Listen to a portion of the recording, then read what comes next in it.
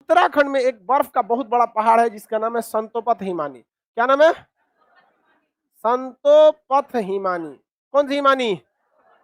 इस संतोपत हिमानी से दो नदियां निकलती है, एक का नाम है धौली गंगा, एक का नाम है विष्णु गंगा। क्या नाम है?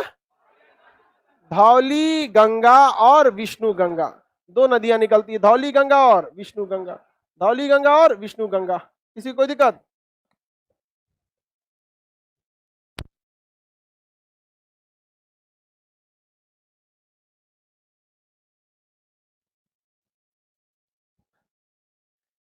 इधर से निकलेगी नदी धौली गंगा, इधर से निकलेगी, ये दोनों का संगम हो जाता है विष्णु प्रयाग में। कहा हो जाता है? विष्णु पर।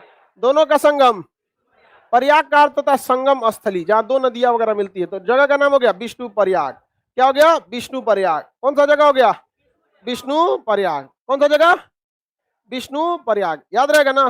कौन सा जगह? विष्णु प्रयाग। विष्णु प्रयाग में इस नदी का नाम हो जाता है अलकनंदा। क्या नाम हो जाता है? अलकनंदा। ये लिख देंगे तो समझ जाएंगे। तो बताइए अलकनंदा किन दो नदियों से मिलकर बनी? धौली गंगा और विष्णु। धौली गंगा और विष्णु। याद हो गया? अगला जो एक नदी आती है उस नदी का नाम है पिंडार नदी। कौन सी नदी? पिंडार नदी। पिंडार नदी आके फिर इस अलकनंदा में मिलती है। कौन सी नदी? पिंडार नदी। कौन सी नदी? पिंडार नदी। पिंडार नदी आके किसमें मिलती है? हाँ, पिंडार नदी आके कहाँ मिलती है? अलकनंदा। कहाँ पे? अलकनंदा में आके मिलती है। जब दो नदियां आपस में मिलती है तो इसको, नदी के पानी को लेके कौन चला जाता है? अलकनंदा। कौन लेके चली गई? अलकनंदा नदी। इस जो नदी का जो संगम हो रहा है, इस संगम का नाम है कर्ण प्रयाग। कौन सा नाम है? कर्ण पर। कल कर्ण प्रयाग आपको नक्शा में दिखा दिए थे। बताइए कर्ण प्रयाग में कौन सी नदी? पिंडार नदी। कर्ण प्रयाग में पिंडार नदी। संतोपत हिमानी से कितनी नदियां? धौली गंगा और विष्णु गंगा। धौली गंगा और विष्णु। धौली गंगा और, याद रहेगा कौन कौन नदियां? धौली गंगा और विष्णु गंगा। धौली गंगा और विष्णु गंगा कहाँ मिलती हैं? विष्णु। कौन सी नदी बन जाती है? अलकनंदा। कर्ण प्रयाग में कौन सी नदी आके मिलती है? कौन नदी? पिंडार। कौन नदी? पिंडार नदी। कौन नदी? पिंडार। पिंडार नदी को लेकर कौन आगे बढ़ जाती है? अलग। कौन नदी? अगला एक जगह आता है जिसका नाम है रुद्र प्रयाग। क्या नाम है? रुद्र प्रयाग। क्या नाम है? रुद्र प्रयाग। रुद्र प्रयाग में एक नदी आके मिलती है, नाम उसका मंदाकिनी नदी। कौन सी नदी? मंदाकिनी नदी। क्या नाम है? मंदाकिनी नदी। क्या नाम है? मंदाकिनी नदी। कहाँ मिलती है? रुद्र प्रयाग। कहाँ मिलेगी? रुद्र प्रयाग में। कहाँ मिलेगी? रुद्र प्रयाग में। रुद्र प्रयाग में कौन नदी? मंदाकिनी। मंदाकिनी को लेके कौन बढ़ जाती है? अलकनंदा। मंदाकिनी को लेके बढ़ती है अलकनंदा। कौन सी नदी? अलकनंदा। इस अलकनंदा में आके मिलती है एक भागीरथी नदी। कौन सी नदी? भागी। कौन नदी? भागीरथी नदी। कौन नदी? भागीरथी नदी। भागीरथी नदी। कौन नदी?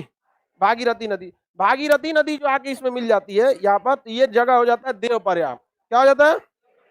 देव प्रयाग। क्या हो जाता है? देव प्रयाग। देव प्रयाग। देव प्रयाग में कौन नदी आके मिलती है? भागीरथी। देखिए जब दो नदियों का संगम होता है तो देखा जाता है कि कौन सी नदी गहरी है, कौन सी नदी ज्यादा, और वही नदी आगे की ओर बढ़ती है।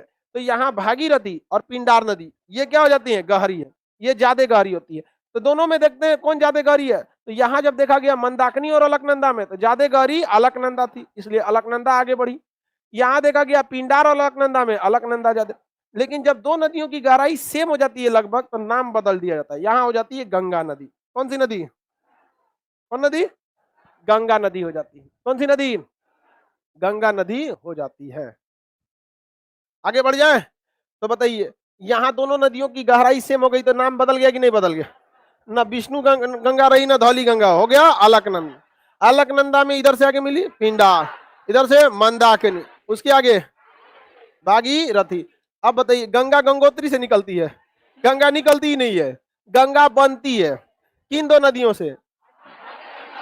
मंदाकिनी और अलग। लेकिन छोट मोट भागीरथी और अलग नहीं। लेकिन छोटे मोटे एग्जाम में पूछ देता गंगा कहां से? गंगोत्री से। असल में गंगोत्री से भागीरथी निकलती है, गंगोत्री से भागीरथी नहीं। और भागीरथी के मिलने के बाद ही क्या बनती है? गंगा। आदमी बोल देता है कि गंगा कहां से निकलती है? गंगा। गंगा निकलती है कि बनती है? अगर कोई बोल दिया कि गंगा गंगोत्री से निकलती है तो कंफर्म समझिएगा कि उसको कंसेप्ट पता नहीं। बीपीएससी में भी पूछा था गंगा का निर्माण स्थल कौन सा है? देव पर है। किन दो नदियों का संगम होता है? भागीरथी और गंगा। इसका मतलब पीसीएस के एग्जाम में तो कॉन्सेप्ट से पूछेगा कि नहीं पूछेगा? अब आप ध्यान से देखिएगा तो इसमें एक कंफ्यूजन होगा। एक इसमें जगह का नाम मिलेगा और इसमें नदियों का नाम मिलेगा। सच बात, नदियों पूछ देता है, जगहियों पूछ देता है। पूछ देगा कि पिंडार और अलकनंदा कहाँ मिलती है? कर्ण पर। मंदाकिनी और अलकनंदा कहाँ मिलते? रुद्र, हाँ रुद्रप्रयाग। दोनों आपको आइडिया होना चाहिए। समझ आ रहा है कि नहीं?